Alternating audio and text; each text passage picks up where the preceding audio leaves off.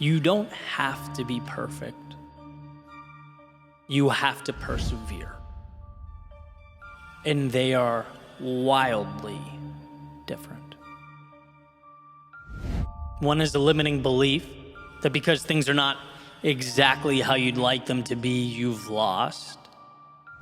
And the other says, look, things will never be exactly how you'd like them to be. So buckle up and make art of the chaos. There's something to the notion that the last one standing gets the prize. Why? Well, because when life presented obstacles, he became a capable navigator. When life became convoluted, she learned to break complex things down into manageable things. When life indicated that his work wasn't enough, he learned not to take it personally, but rather to evolve. The rest of them, though, went home, disappointed that they didn't meet some standard of perfection. Look, you don't have to be perfect, but you do have to be in motion. You do have to be going.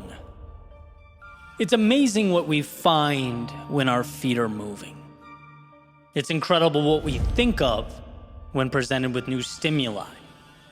As if the castle doors have been opened, inviting in the little pieces of life that will be made into new stories and transformed into new possibilities.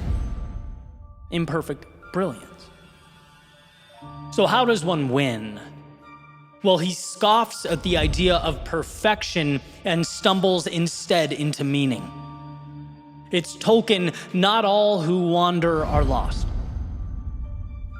Life is an experiment, and my friends, experiments cannot be perfect.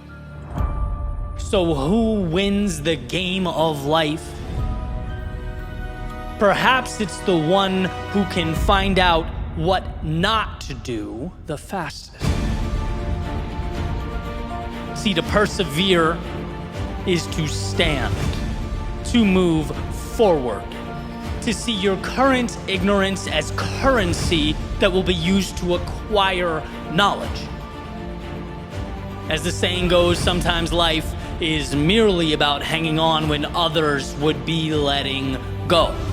No, not living in a flawless world. No, performing no miracles, but fighting, scrapping, holding on, being willing to fail spectacularly and get back up.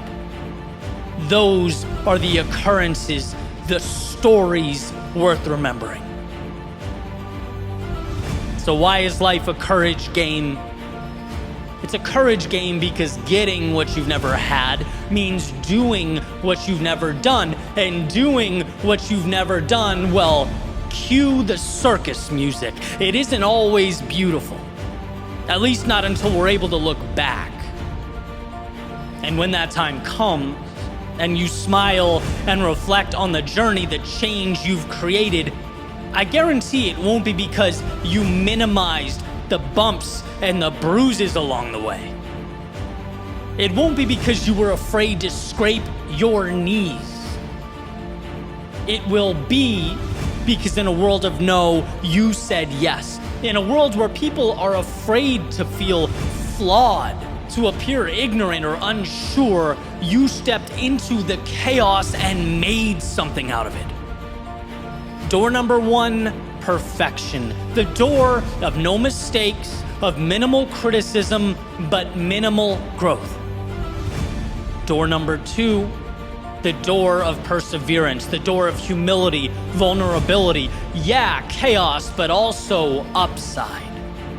And so the question remains, which one will you walk through? Which step is going to mark the beginning of the rest of your life?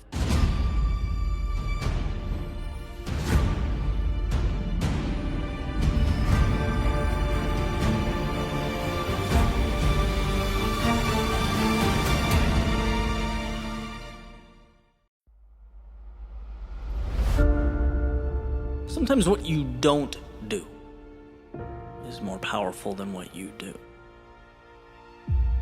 Sometimes the answer is not the home run or some lifetime achievement award. No, sometimes the answer is simply hanging on. Realizing that the yeses, they're important, but they're nothing compared to the no's. No to the faint whispering that you can't. No to the feelings of inadequacy, and no to the reflection staring back at you that just feels ordinary. As that feeling, it's wrong. And what this means, as I was once told, is that success is not always the spectacular. Sometimes it is simply hanging on when others would let go. When the world would hear that same faint whisper and bow down because, we all hear it. Life is not a movie. There is no fixed ending. And where there are unknowns, there is fear. That's not rocket science. Unknowns equal fear. But if I may, let me explain something. Because where there is fear, there is also something else. And that something is opportunity.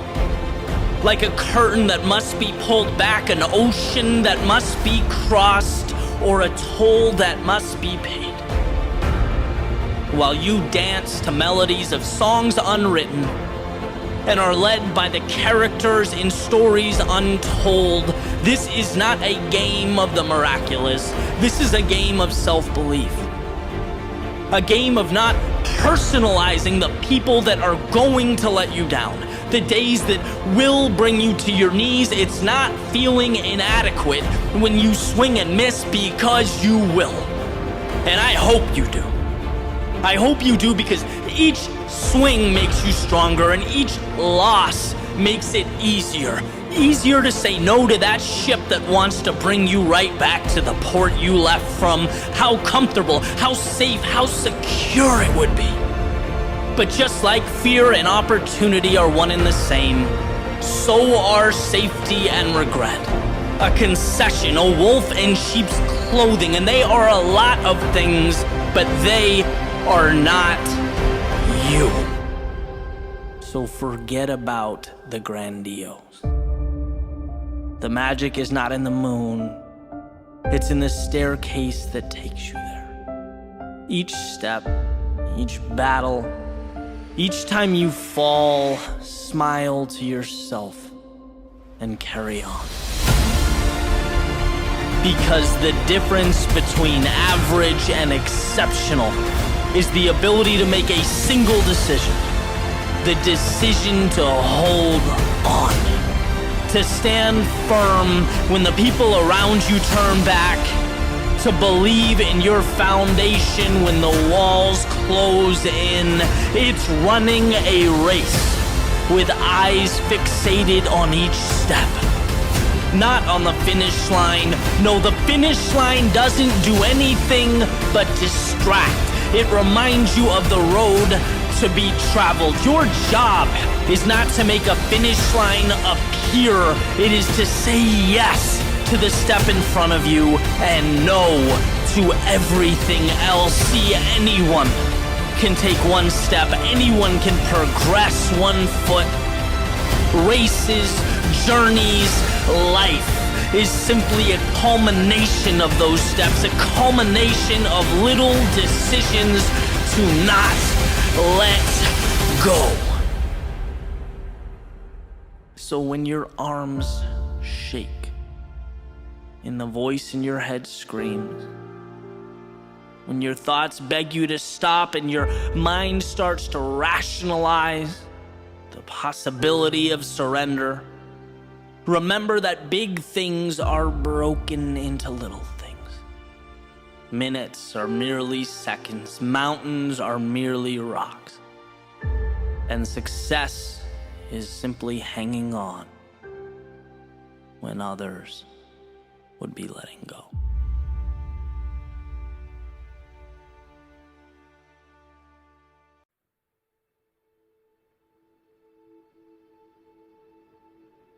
It's been almost 2 years since I first read it, and still the main idea from the book, The Courage to be Disliked by Ichiro Kishimi, deeply resonates with me. The idea that being happy is essentially dependent upon the courage to be disliked. And at first, it might not seem like the two, would ever be related. Happiness and being disliked, an odd pair. Maybe even seemingly counterintuitive. Until you realize that happiness comes from such a personal, authentic place that allowing the expectations of others to chart your course means that you'd probably never arrive there. You have to do what's best for you. And doing what's best for you is going to create a divide somewhere. Why? Because everything creates a divide. Everything is subjective. I knew I wanted to dive into this topic, but wasn't sure the best way to do it. So the other morning, I was trying to think of like an objective truth. Something that no one could disagree with. I was sitting on my balcony and pointed up towards the sky. Thought, let's start there. Simple as it gets. Hard to refute that, right? I am pointing up. Then I remembered we're floating on a globe, a giant sphere. There is no up. Up is perspective. Everything is perspective. What's the difference between 1 and 2? Some might say it's 1. But technically, there's infinity between 1 and 2. You can have infinite decimals. 1.9999 goes on forever, right? Point being, there's subjectivity when we drill down into even the seemingly obvious truths. Now, the value here is not to go running around, arguing with everyone that there's infinity between 1 and 2. No, there's certain aspects of society that we must adhere to, otherwise we couldn't function together, right? But it's simply to show that you following the path you believe is right for you cannot be rightfully assessed by someone else. It's to place trust in your internal personal judgment. And when people don't understand your infinity, that doesn't mean it's wrong.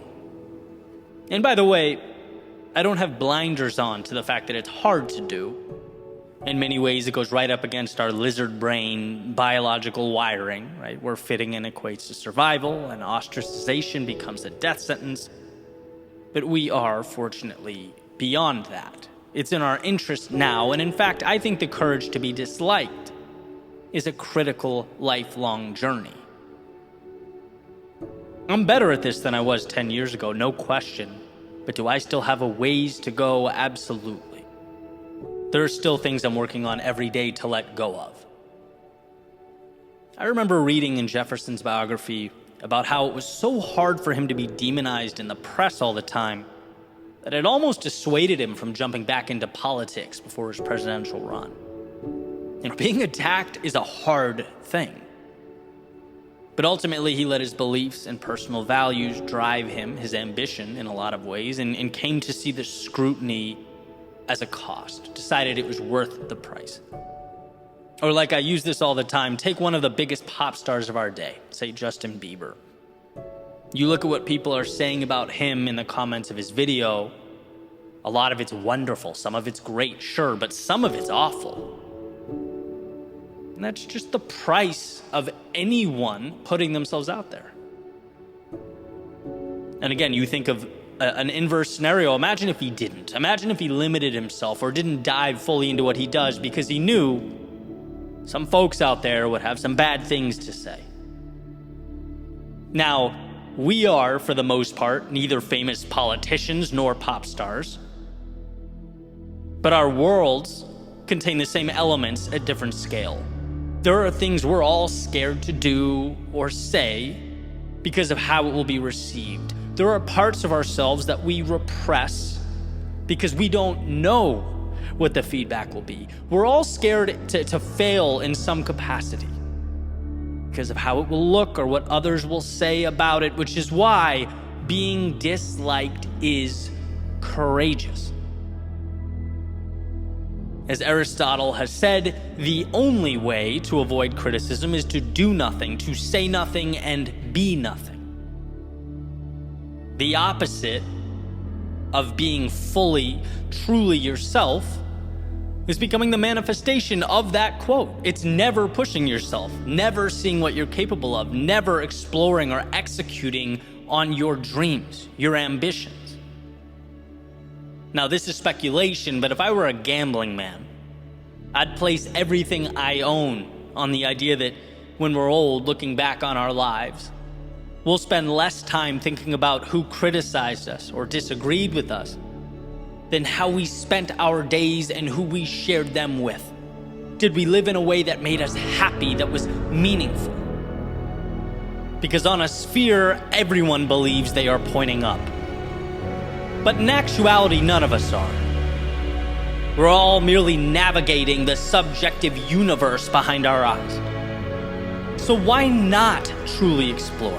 Why not capture the magic out there before the hourglass runs out of sand? It's hard, sometimes it hurts, it takes all we have, it requires courage.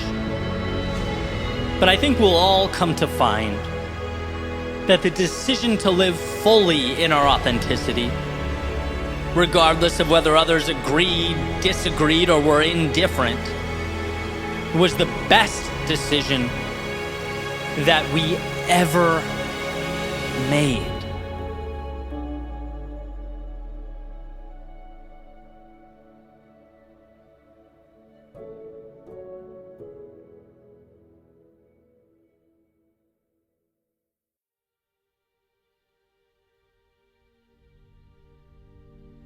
The first step towards creating the life you want is taking responsibility for the life you have. What does this mean? Well, it's easy to accept the good things, the things you're proud of. It's easy to move forward under the banner of victory. But what about the things that may not be under your control? The things that happened unjustly? Or what about the things you did in your past that you're not proud of? See, if you're going to own the good, you have to own the bad too. Because you can't change anything. You can't alter the reality on the ground until you own it. You can't make something better that you have not acknowledged and claimed to be yours. See, our inclination when we feel like we've been wronged by life is to shake our fist at the sky, innately aware of the cosmic injustice that has occurred. And I get it. We want to point out that injustice, label it as an adversary, maybe even an excuse. It feels good in the short term. But ultimately, it's depriving you of your strength, the ultimate advantage, which is substituting the word fault for responsibility. When you're fixated on the word fault, the emphasis is placed on finding the blame. It's replaying yesterday's movie. Responsibility, on the other hand, says regardless of how or why this came to fruition, it's mine to fix. Maybe it was brought forth by your doing, maybe it wasn't, but you'll learn and adjust in the present. That attitude will place you in position to succeed in ways most couldn't even dream of. When others project out, it leaves you to find the solution.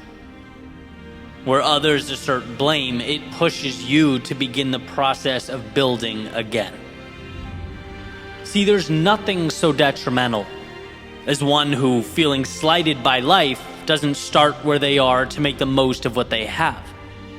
Feeling so angry and disparaged by the path that brought them to the present moment, that they forget it's not the same path that will lead them forward from here. This moment is yours. And there's a lot packed into that statement. It means looking in the mirror, accepting the face staring back at you, letting go of what you cannot control, forgiving yourself and the world around you for what may or may not have happened yesterday. Look, you're here now. With all the opportunity in the world, everything in front of you. The question is, will you take it? Will you leave fault behind so that you can accept responsibility for the greatest gift one can be given? The chance to begin again.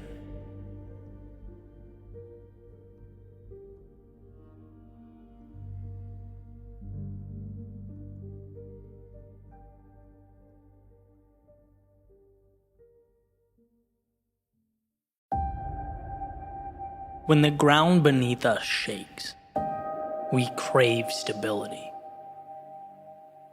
When the heavens open up and rain pours down, we run for shelter. When life presents us with vagueness, with flashes of possibility, we long for mastery. It's more instinct than anything else. But could it be that that instinct that we run to like moths to a flame is leading us astray, that it doesn't have our best interests at heart? Could it be that we're so worried about protecting and maintaining an acceptable image for the world that we forget to build something internally that's worth protecting? What if that shaking is what brings down the foundations that held us back? What if that rain washes away the limits of yesterday as we evolve into something more? And what if those flashes of possibility require of us not mastery, no, not yet, but a willingness to be the fool? And what if that willingness isn't an unfortunate dead end, but a beginning? In one of his lectures at the University of Toronto, Jordan Peterson said, if you are not willing to be a fool, you can't be a master. In the cycle that is self-discovery, that is growth, we have to at some point step into an arena that's foreign to us, that we don't yet understand. We have to be willing to operate with inadequate resources, trusting that, they'll be picked up along the way. And that's a lot to take in. It's painful to know that others are going to have knowledge and skills and competencies that you won't. That you'll willingly inject yourself into the bottom of some hierarchy with nothing more than aspirations. That willingness is your vehicle. And what's clear is that everyone wants the moon, but very few people have the courage to start constructing that spaceship. Very few have the courage to be the student. That's why our inclination is to quit when we can't snap our fingers and magically be on our way, when we can't leap past that wandering around the unknowns. The reality is, we have to fight, to scrap to obtain that sense of belonging in a particular competency. And just talking about it brings me back. It's an obstacle that we all face. It's super real to me. I remember being featured on a podcast where the host literally asked me, why should I listen to what you have to say? Right? Like, who are you? Why are you road mapping your journey? Right? I remember fighting for relevance in an area in which, at the time I knew almost nothing about. And I love how Peterson articulates this battle. He says at some point, you'll want to make a change and you'll feel like an imposter. And guess what? You are. But you have to be. You'll ultimately feel worse if you don't do it. That's imposter syndrome. Feeling like a stranger in your own body. And guess what? It's not wrong. It's just a beginning. I like explaining it like jumping into a cold pool. Feels uncomfortable at first. It feels out of place, but then things normalize. They become comfortable. And what's the other option? To fear that minute of discomfort and never jump in?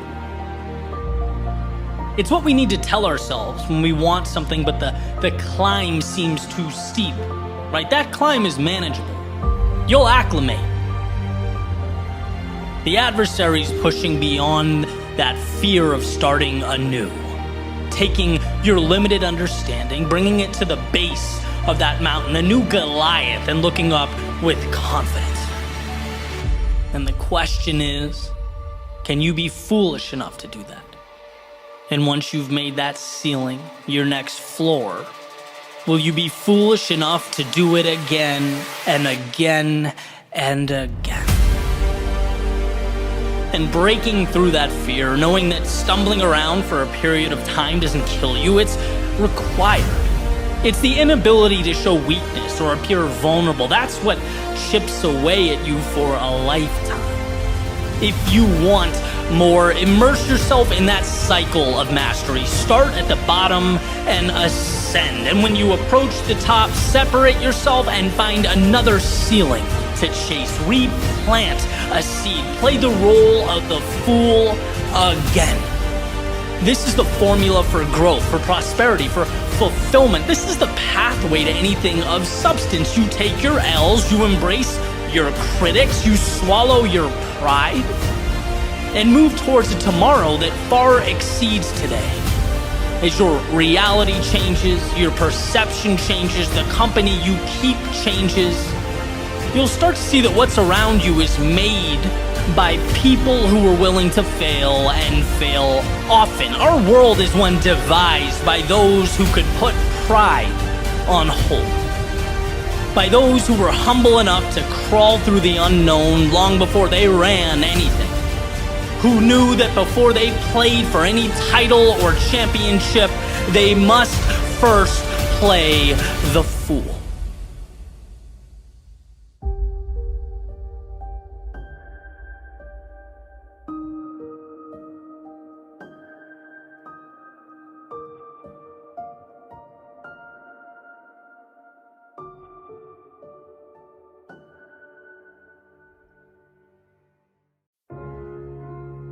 Found a quote the other day. It said, "Time heals nothing unless you move along with it." And I thought, well, that makes perfect sense. Right? You can't pursue a new reality, a new world, unless you can detach and depart from the current one. But that's in theory. And my question was, is it the destination or the path that holds us back? Because in my experience, the greatest struggle in life, it isn't what to do, it's knowing how to do it. How do we get there? We know we need to get back up, but how? How do we initiate a spark and create momentum and take that world of black and white and add color? Because those times of gray, when life seems to lose its purpose, we find ourselves simply existing and not living, that's when we need answers. And I guess this quote, it jumped out at me because it prompted an equally important question, right? Which is, now what? And I started thinking a few years back, 2017, probably the most difficult year of my life. It was void of, any of that beautiful nuance, the uplifting moments that we like to remember when we look back. For me, it was, essentially an ended relationship. It was relocating away from family and friends. Was having a few dollars in my bank account, everything I own in a trailer, and starting over. And what I'll never forget about that experience, in totality, was that I saw it colorless, bland, dark. Essentially, the road ahead had lost that glimmer that it once had. See, I used to get so much joy in telling stories, but life had kicked me around so hard that I, at least for the moment, forgot the point. Like, what was my reason? And I knew, like I said, what I had to do, but I couldn't wrap my arms around the how. How do you get the train moving again? And then I got this email, right? And I'm gonna paint a picture for you. New apartment, trash, there's stuff everywhere, suitcases open. I hadn't shaved in 2 weeks. I'm exhausted, couldn't sleep, sitting there frustrated with my laptop. And the email is basically someone looking to create a documentary, asking if they could stay with me for 3 days and create a film about always maintaining discipline and living a productive life, and I just erupted into laughter, right? I don't think Seinfeld could have written something more ironic. It made no sense. But it caused me to reflect, right? I obviously declined the video. It just wouldn't have felt right or accurate in that moment. But I started to think, how is there such a gap between the old me and who I was sitting on that bed?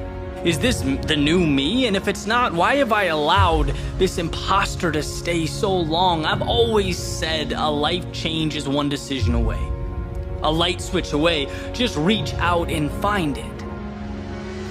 And when you're going through times like this, it's funny, life has a way of doing its best to conceal the beauty.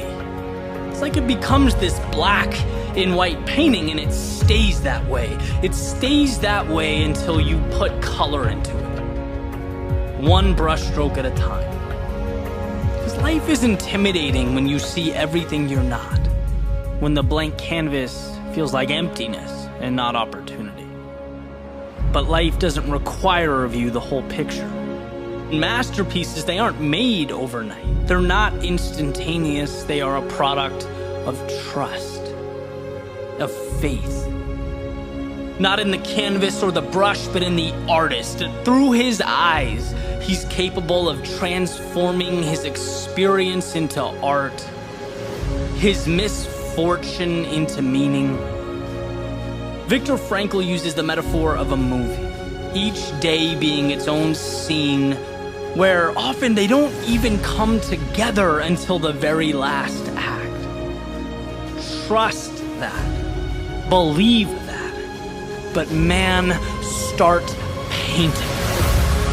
And the very next morning, like everyone before it, I woke up to a yellow beam of light, making its way through a crack in the blinds, painting the wall of an otherwise dimly lit room. But this time I saw it. This time I didn't close the blinds, I opened my eyes. And sometimes that alone is the little hinge that swings a big door, a door that I walked through.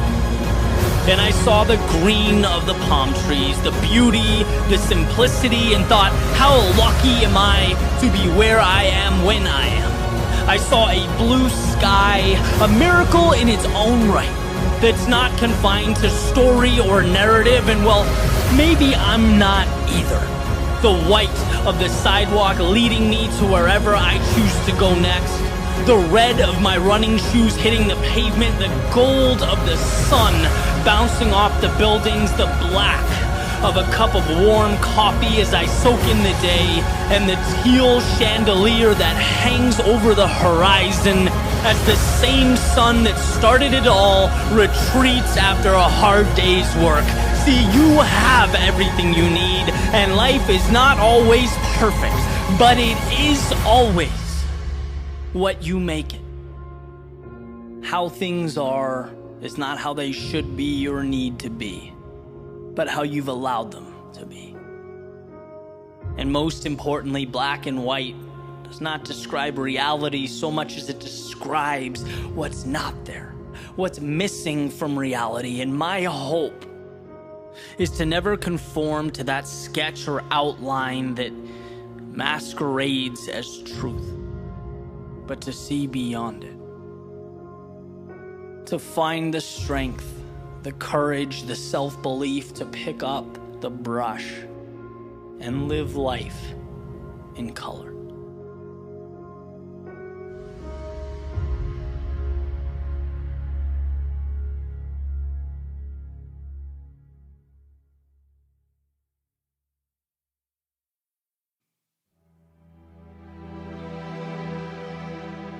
As long as I've been alive, there's existed a battle between what I want in the moment and what I need.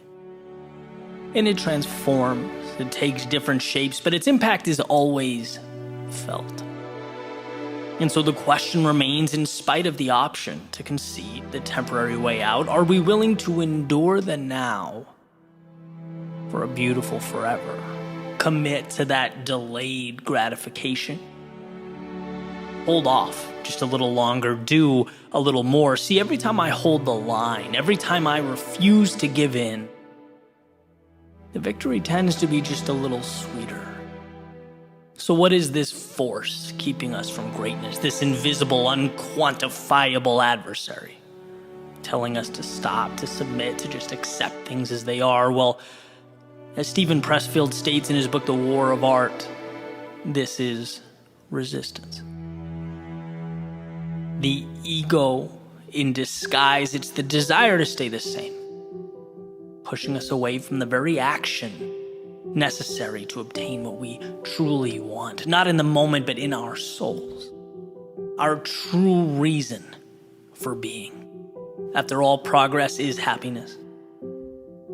So we follow this train of thought. The next logical question must be, well, can we control this enemy, this resistance? As it turns out, not only is the answer yes, but one's ability to do just that makes all the difference. We can harness that demon that lobbies so hard for the status quo. We can learn to laugh every time it throws a fit when we attempt to change ourselves, our situation, our environment. It can be told no. In fact, Pressfield states that people who live free lives have learned to master themselves. People that can't master themselves will find someone else to rule over them, whether it be excuses, critics, or other outside constraints. See, the answer couldn't be simpler. It's not easy, but it's simple. Show up. And as a writer, I really resonated with this line. The hardest part isn't writing, it's sitting down to write. It's arriving. And now life can flow through you. You're able to be that messenger that carries the divine so that it can be shared with the world, distributed to the masses. But you must first say no to that voice proclaiming that it's not important, that it doesn't matter. You must tear down the idea that you're not good enough. Walk up and sit in that metaphorical seat, whatever it is for you. Begin speaking, writing, painting, analyzing, constructing, devising, but you must sit down and begin. That is the essence of the war of art. The war that is you versus you, that resistance. Proclaiming that your next move is too little to matter, that the same is the best. But you have to see beyond what's in front of you. It's why the author is so adamant about not giving in, saying if you cave in today, you're twice as likely to cave in tomorrow. It's like talking to a telemarketer. You cave, you give an inch, and it's over. See those little decisions, the ones we're so inclined to overlook, the ones we say, we'll come back tomorrow, they're insignificant. That's essentially making a hole right through the center of a dam. Eventually, the entire thing is coming down. But the good news, those same little decisions are within your grasp. You can own them, master them, and ultimately master yourself. Start by simply showing up when you don't want to, because this is war, and this war, the one fought every day, is what will ultimately hand you the keys to the kingdom.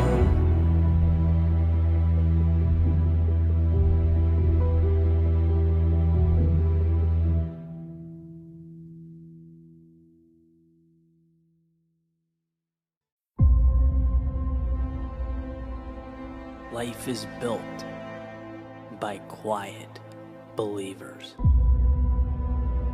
Those who see what is not and transform all that is. Who poke holes in truth and embrace the absurd. The ones who dream while awake and cherish every moment. See, for the quiet believers, it's not about talking. There's nothing to really talk about. Words are just noise. It's footsteps that inspire. It is the journey that tells the story.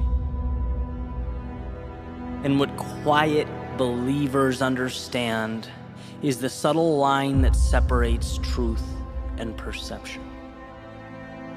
They get that dancing to a beat means sometimes you dance alone. And as Nietzsche points out, sometimes they're even thought to be crazy by those who can't hear the music. In this life, no one comes up, places a hand on your shoulder, and pronounces that your future is great. No one looks you in the eyes and says they can see the life you'll build, money you'll make, or shape you'll be in. No, that doesn't happen until the next life, the one you've yet to create. So patience. Patience, quiet believer. The abstract is just as real as the hand in front of your face, just with a little more road to travel. The sun is as real at night as it is when it rises. Things are simply not always what they seem.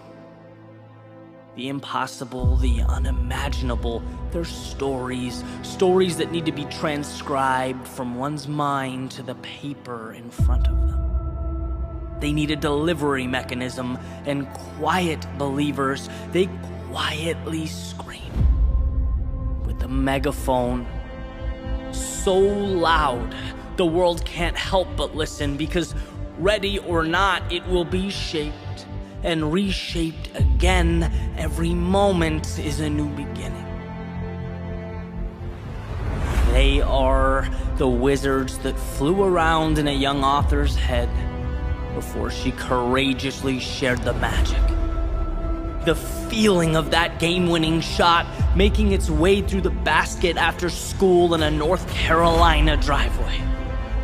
An entrepreneur starting a bookstore in his garage, but seeing not books, but accessibility, time, a better way. See, the truth about life is some create it and some merely react to it. And well, you hold the pen.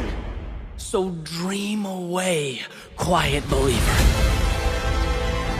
Because you have a world to construct. Mountains to climb, oceans to cross, and stories to tell. Quiet believer, today is yours. And those changes, they'll propel you. The naysayers will inspire you. The stars, they will guide you. Shining bright as a reminder that you are made of the very elements lighting your path. You are an architect. Not talking or explaining or promising, but simply showing, leading, earning respect from yourself, attention from the masses, and a place in history. Because quiet believer, looking back, if you found the courage to change even one thing, every second will have been worth the fight.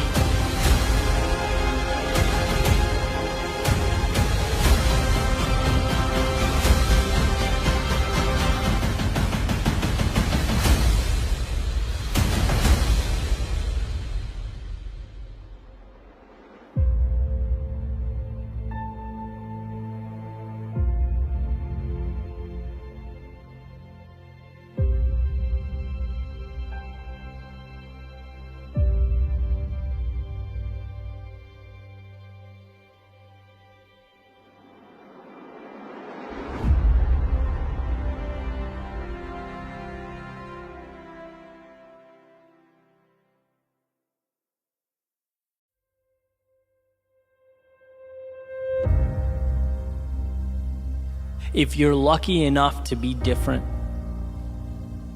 don't let go.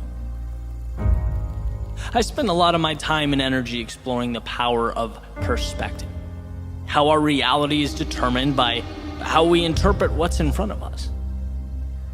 How one person can look at one thing and see pain or a problem or a barrier, and another person can look at that exact same thing and see opportunity, or a future win, or a bridge to something better. And I think one of the best examples of this is how we perceive those qualities that make us unique. Those things that put us in a different category. Maybe we're a little hesitant to fully embrace because they're not common. And when it comes to that which separates us from everyone else, well, I believe we have a decision to make. I'm going to go back to Robert Frost's fork in the road, right? He says, 2 paths diverged in a wood. I took the one least traveled by, and that made all the difference.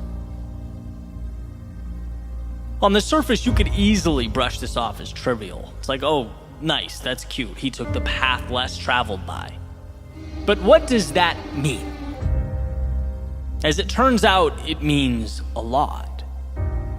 It means instead of burying what makes him different, he made it his battle cry. Instead of slipping under the radar and sneaking through life like so many of us do, he signed the dotted line for the pain of being a beginner, the struggle of being uncertain, the discipline and sometimes torturous road that is turning a passion into excellence, trading peace of mind for the pursuit of meaning in life. Exploring what makes you unique, it takes courage. And in that message, he chooses courage. Because it's not just that you're alone. Taking that path means every step of the way, your mind screams at you reminders that you're alone. It's not just fighting traffic patterns, it's fighting your DNA. It's resisting that impulse to please sit down, shut up, and blend in. So is it a trivial decision? I'd say not really. Maybe even the most important decision you can make. Because I promise you it's not your commonality with those around you that will bring fulfillment, that will leave a mark on your life and the world that surrounds you. No, it's that thing that's unequivocally you, that's a little out there, that's somewhat strange, that you don't know why, but its gravitational force pulls and pulls and pulls. A tug of war, where one side begs you to just relax, conform, do less, begs you to never be laughed at or criticized, to take the easy road. Then you have the other side, poking, prodding, asking you, hey, yeah, but what if? What if you sacrificed the comfort of right now? What if you explored? What if you took that which you love and you ran with it? What if you worked for a delayed payday? What if for a moment in time, when people ask you what the plan is, you have to look back and say, you know what, I'm not quite sure what I'm building, but I'll keep pivoting until it's so clear you can see it from the moon. Those are the paths that pull us apart. And every time I've lost my way, it's because I've doubted my unique path. And I mean that every time. It's when I become impatient with the journey or look around and see someone else winning in a different arena using different methods, different strategies, see the latest trends and success formulas. Hey man, I want part of that, right? I'm human. I want to win. I want to succeed. But just like a little opening is enough to let in the outside water that sinks the boat, well, a little bit of doubt is enough to derail your process. The process that you have to believe in, protect, nurture. A process that I've come to separate into 2 pieces. Number 1, believing that the exploration of that thing that makes you unique, it's valuable. That your abilities mean something. They're not inconsequential. They're not stupid or trivial or unnecessary. If it means something to you, it will most certainly mean something to others. And you bringing it to life not only helps yourself evolve, grow, flourish, it helps the world. You just have to believe that enough to bring it to life. That's number one. Number two, trusting that as long as you don't stop in pursuit of your unique self, you can't lose. You can't lose. And I don't mean continuing to ram a square peg into a round hole. I mean growing, learning, experimenting, seeing what works. There's a saying that when you hit a dead end, it's not that the goal or the dream should be abandoned. It means the plan needs to be changed or adjusted. And as you get better and more experienced and continually work to adjust your strategy and your plans, learn from your mistakes, it becomes a matter of time. You increase the odds with every step forward. Being different is the most precious thing afforded to you. But to realize that miracle requires a combination of both the mythical and the practical, the imaginary and the real. Dream that dream, visualize that growth, create a world out of those ideas that don't exist yet. But also understand that the conversion process from dream to reality is a practical one. It requires repetition. Learning, losing, adjusting, and people don't like that. It's much easier to blend in than spend years pushing through the agony of setting yourself apart. But it's worth it. And the evidence is so obvious, so plainly pointing to the fact that we only celebrate the outcasts, the crazy ones. We sit around campfires, listen to lectures, watch movies and documentaries about the people that had every reason to doubt themselves but kept moving forward. About the people who could have swept their unique abilities under the rug, but instead used them as their foundation for everything. Not being distracted by what's popular or how anyone else lives or operates. Not seeking to be anyone but themselves, knowing that that is enough. Knowing it's the seed to something precious. The only question is, will you provide the right conditions and nourishment for that little seed to grow? Will you do what so few people have the courage to do? Let their authentic selves shine through. Let who they are emerge. Emerson has a quote. He says, "To be yourself in a world that's constantly trying to make you something else is the greatest accomplishment." He goes on to say, "My life should be unique. It should be an alms, a battle, a conquest, a medicine." And see, perpetual happiness is a fool's errand. No, life is full of trials and tribulations and ups and downs. But fulfillment comes from that quest for meaning, for more, for building something, for creating your unique self, a process, a pursuit that must be chiseled from stone. It's never given or provided. It has to be found. Take it. And as Emerson beautifully implies, now is the time. The question is, what are you going to make with this once-in-a-lifetime opportunity? What will you make of the possibilities that only you know, only you understand, that only you can bring to life? Never doubt yourself, or your gifts, or the things that set you apart. You don't need everyone else to believe in them. You just need to convince yourself. Everything else, it falls right into place.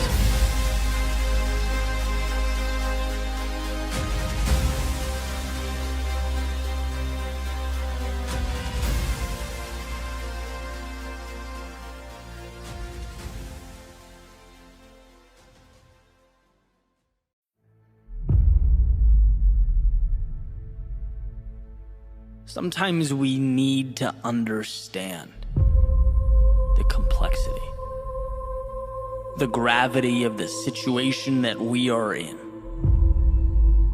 We need to know the reason. We need to capture the whys and why not. But sometimes it's simpler than that. Sometimes it's just about giving more. Sometimes it's so incredibly simple that nothing else is necessary. See, here's the deal. There is more in you to give. And every once in a while, you have a decision to make. Not because you owe it to anyone or because you're supposed to, but because your mind wonders what it would be like to look back on this moment and ask yourself, what if? So you stretch. You give more. And maybe it's one extra set of push-ups. Maybe it's one more mile. Maybe it's one phone call, one more hour in the studio. It is the little advantage. The one that you didn't have to do, and why would you? You could have easily walked out and left it on the floor just like everyone else does. But what if? What if you dipped your toe in the crazy? What if you left rationality behind you with yesterday's standards?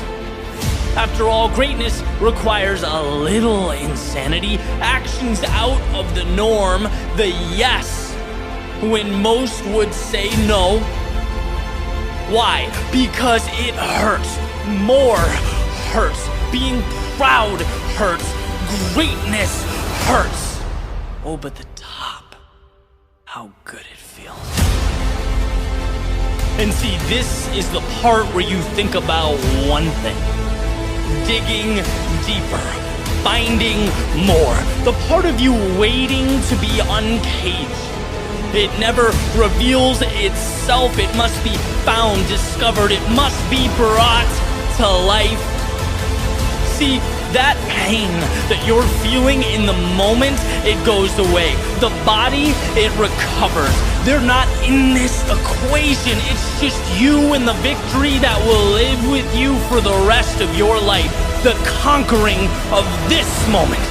Again, our world, it is simple. There is more on the table. Will you take it?